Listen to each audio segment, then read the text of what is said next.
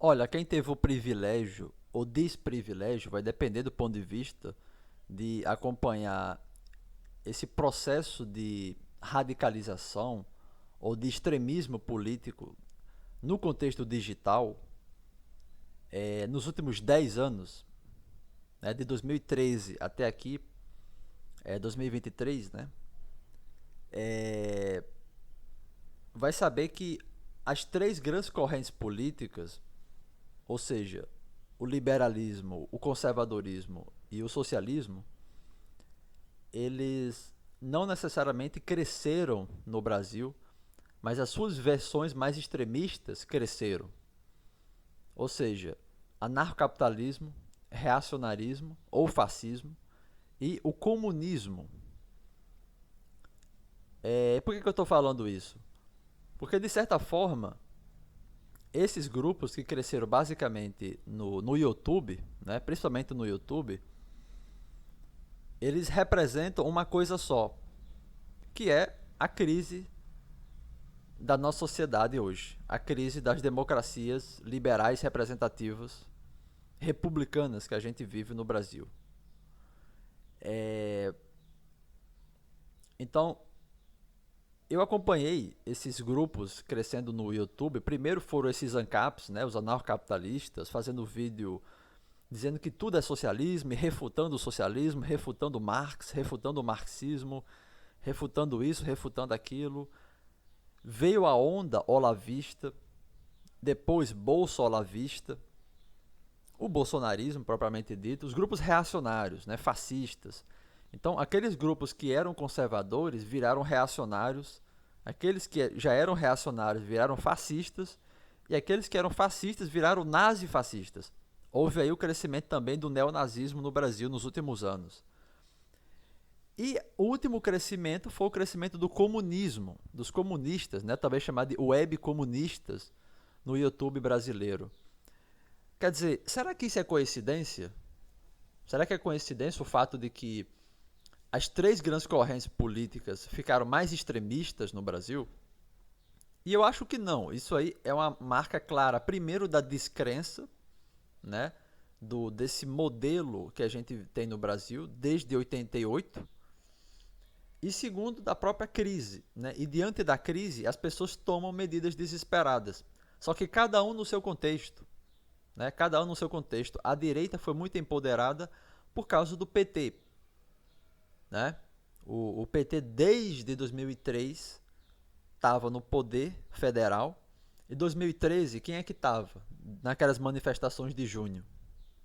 O PT. Em 2014, quem é que se reelegeu?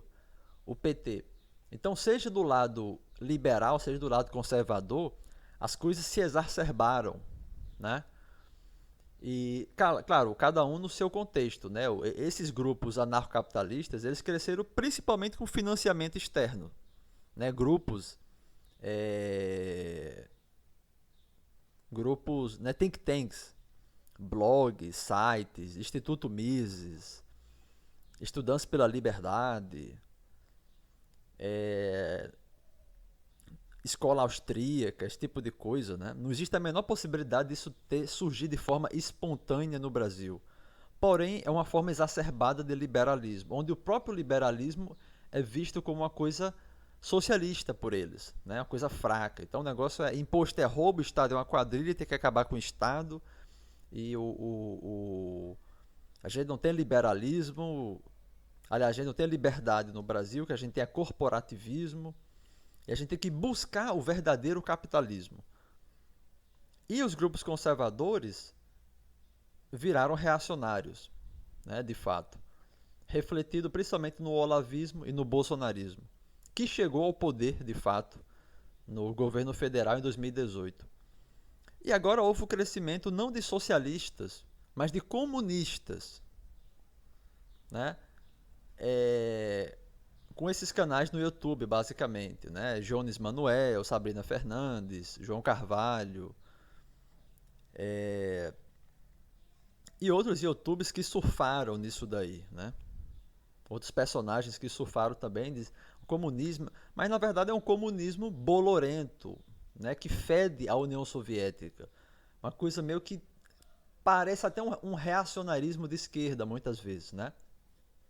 Que eles cresceram de outra forma, não foi por financiamento, nem foi pelo antipetismo, mas foi por se alimentar do besterol e da falsificação sistemática da direita, né? Reagindo, refutando, rebatendo, junto da conjuntura de crise do país, né? Da precarização do trabalho, onde surgiu mais besterol liberaloide, coach, né? Educador de finanças. Todo esse pessoal é altamente frágil do ponto de vista argumentativo e teórico, e os comunistas desmontam esses grupos, teoricamente, e eles cresceram a partir disso, né? Então, assim, essa é a, digamos assim, a explicação do porquê que esses grupos, esses três grupos, cresceram no Brasil, porque eles representam a crise onde ninguém acredita mais nessas instituições que a gente vive hoje. O bolsonarismo, por ter chegado ao governo federal, teve toda aquela coisa lá em janeiro, né, deles invadirem, quebrarem tudo e tal. E agora você tem esses comunistas falando de revolução, né, revolução armada, tem que fazer uma revolução sem pensar direito nas coisas, né? Sem pensar que hoje tudo é filmado. Tudo é filmado. Então, se você propõe revolução, vão filmar você fazendo revolução. Não existia celular, não existia internet, não existia câmeras na Revolução Russa, na Revolução Chinesa, na Revolução Francesa, né? Os caras não pensam nisso. E toda revolução existe contra-revolução, né? E já existe aí os contra-revolucionários. Isso já está posto. E eles estão armados, né? Eles são armamentistas.